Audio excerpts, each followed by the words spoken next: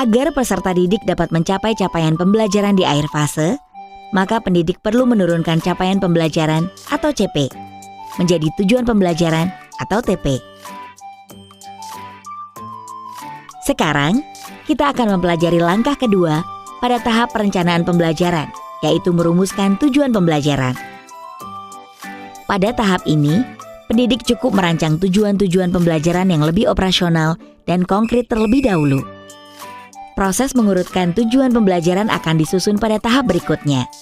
Ibu dan Bapak guru, dalam merumuskan tujuan pembelajaran, kita juga perlu memperhatikan karakteristik mata pelajaran serta konsep atau topik yang dipelajari, karakteristik peserta didik, dan konteks lingkungan pembelajaran.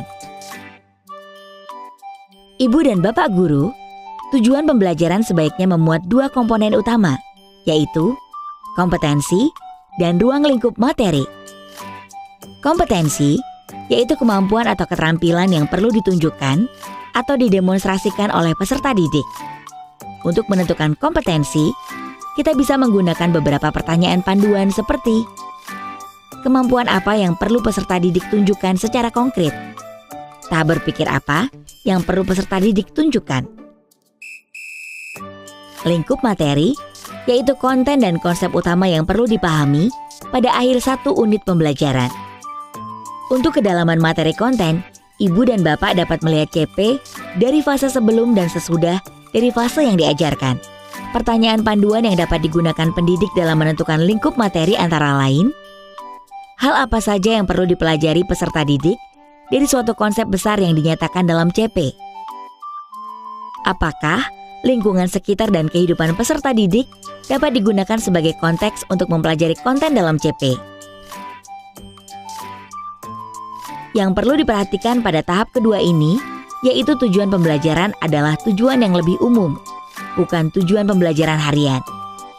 Tujuan instruksional umum, bukan tujuan instruksional khusus.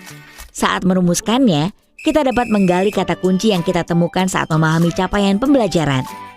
Selain itu, dalam merumuskan tujuan pembelajaran, kita dapat menggunakan pendekatan-pendekatan teori, seperti pendekatan taksonomi Bloom, yang telah direvisi oleh Anderson dan Cradwell di tahun 2001.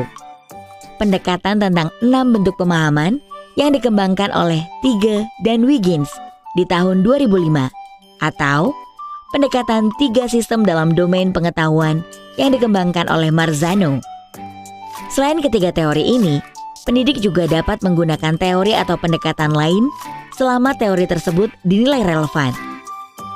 Ibu dan Bapak guru, dalam merumuskan tujuan pembelajaran, ada 3 cara yang dapat kita gunakan, yaitu alternatif 1, merumuskan tujuan pembelajaran secara langsung berdasarkan CP. Alternatif 2, merumuskan tujuan pembelajaran dengan menganalisis kompetensi dan lingkup materi pada CP. Alternatif ketiga, merumuskan tujuan pembelajaran lintas elemen CP. Cara merumuskan tujuan pembelajaran dengan 3 cara ini akan dibahas lebih detail dengan menggunakan contoh pada video-video selanjutnya. Ibu dan Bapak dapat memilih alternatif yang dirasa nyaman atau sesuai dengan kebutuhan mata pelajarannya. Atau mengembangkan cara sendiri dengan menggunakan prinsip yang sama. Kita juga bisa menggunakan tujuan-tujuan pembelajaran yang sudah disediakan pemerintah pusat di platform Merdeka Mengajar. Contoh-contoh ini dapat kita gunakan langsung atau dimodifikasi. Ibu dan Bapak dapat menyesuaikan dengan kebutuhan dan proses belajarnya masing-masing.